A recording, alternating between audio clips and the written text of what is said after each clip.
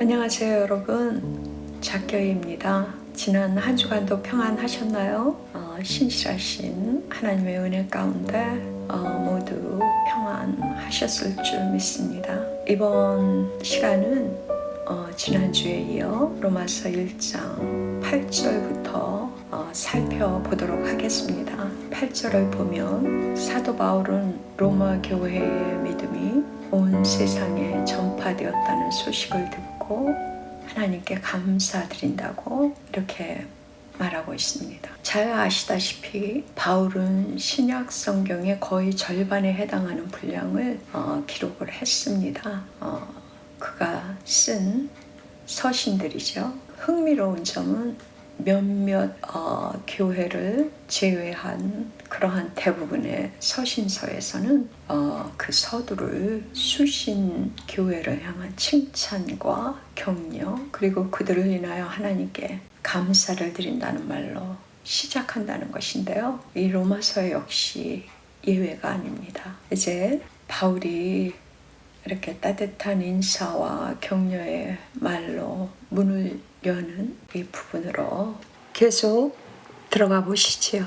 여러분, 누군가가 여러분의 믿음을 칭찬하고 그 소문이 멀리까지 퍼졌다고 한다면 어떨까요? 오늘 본문 로마서 1장 8절에서 10절까지 해서 바울은 바로 그런 이야기를 전하고 있습니다. 그렇다면 무엇이 로마 교회를 세상에 널리 알리고 또 칭찬받게 만든 원인이었을까요? 한번 우리 시대를 생각해 보십시다. 오늘날 교회가 세상으로부터 칭찬받는 기준은 무엇이라고 생각하세요? 세상이 그들의 가치 기준을 따라 교회에 기대하는 여러 가지 일들, 화려한 업적, 또 광범위한 선교, 헌신적인 선교와 감동적인 구제활동, 또 그들이 사회를 위해 펴는 선한 사업들, 이 같은 세상이 가치를 두는 여러 가지를 나열할 수 있을 것입니다.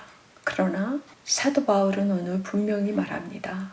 로마 교회가 세상으로부터 들은 칭찬은 그들의 믿음이었다고 말입니다. 그 당시 로마의 성도들은 극심한 핍박 가운데 있었습니다. 그러나 바로 그 고난 속에서 더욱 빛난 것은 하나님을 전적으로 의지하는 믿음이었다는 것입니다. 그리고 이 믿음은 결코 인간이 스스로 만들어낸 것이 아니었습니다. 하나님께서 친히 시작하시고 하나님께서 친히 완성하신 믿음이었습니다. 그래서 바울은 로마 교회를 칭찬하면서도 그 공로를 전적으로 하나님께 돌리며 하나님께 감사하고 있는 것입니다. 우리는 눈에 보이는 업적이나 영향력을 통해 교회를 평가하려 합니다. 그러나 성경이 말하는 교회의 진정한 가치는 그 안에서 하나님이 드러나는 믿음에 있습니다. 이 믿음이야말로 교회가 세상 가운데 존재하는 이유이자 교회의 본질입니다. 그러므로 우리 역시 세상 속에서 빛과 소금으로 살아가되 우리의 행위나 열심이 아니라 하나님께서 주신 믿음으로 살기를 힘써야 한다고 생각합니다.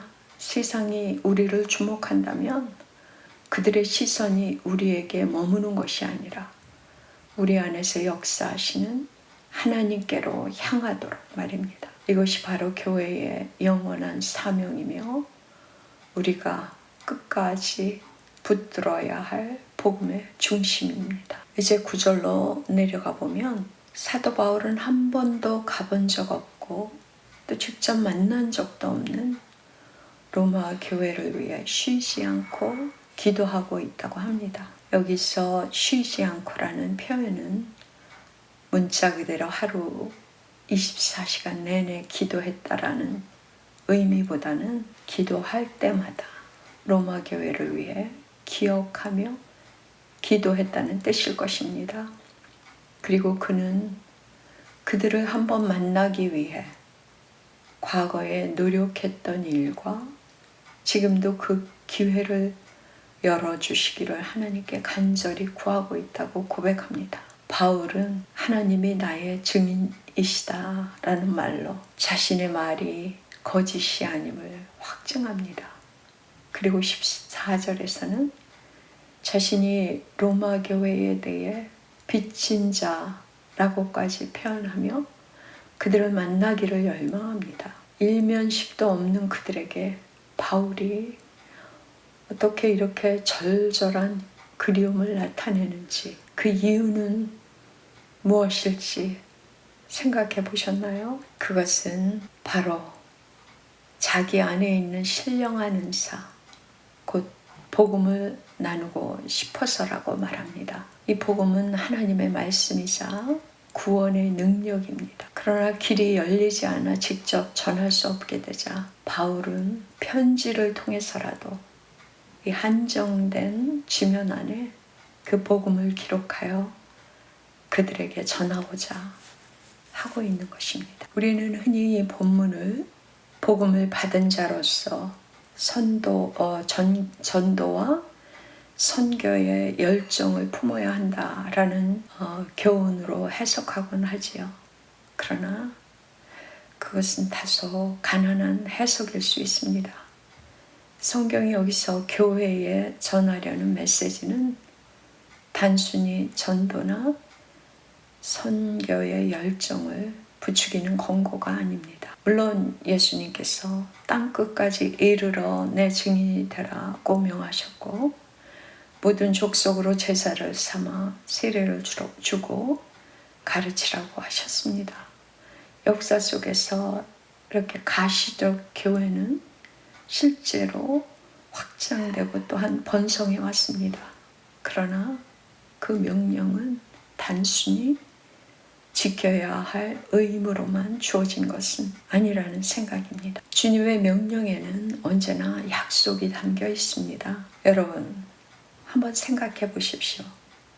내가 알지도 못하고 보지도 못한 땅, 그 끝의 사람들을 어떻게 사랑할 수 있겠습니까? 그러나 그 모든 것을 아시는 주님께서 이런 명령을 주셨다면 그 명령에는 이미 전제된 약속도 함께 있다라는 결론입니다. 그 약속은 바로 나처럼 자신밖에 사랑할 수 없는 존재조차 누군가를 사랑하게 하시는 하나님의 작정입니다. 하나님은 바울에게, 그 바울의 심장에 그 사랑을 심으셨습니다. 이제 11절로 들어가 볼 텐데요. 11절에서 바울은 이렇게 말하고 있습니다. 내가 너희 보기를 간절히 원하는 것은 어떤 신령한 은사를 너희에게 나누어 주어 너희를 견고하게 하려 함이라, 이렇게 말하는 대목을 만날 수 있습니다. 여러분, 우리는 여기서 등장하는 신령한 은사라는 이 단어를 들으면 먼저 무엇을 떠올리게 되나요? 많은 사람들은 기도의 능력, 병 고치는 은사, 방언, 예언과 같은 초자연적인 능력을 생각합니다. 물론 성령께서 교회를 위해 주시는 특별한 은사들이 있습니다. 그러나 본문에서 말하는 은사는 그런 의미가 아닙니다. 오히려 문맥과 바울이 다른 서신에서 사용하는 방식으로 살펴보면 여기서 말하는 신령한 은사는 복음 그 자체라고 이해하는 것이 훨씬 자연스럽습니다. 한번 신령한 은사의 언어적 의미를 잠시 살펴보겠습니다. 살펴보면 아마도 이러한 해석에 좀 더 힘이 실리게 될 것 같아서요.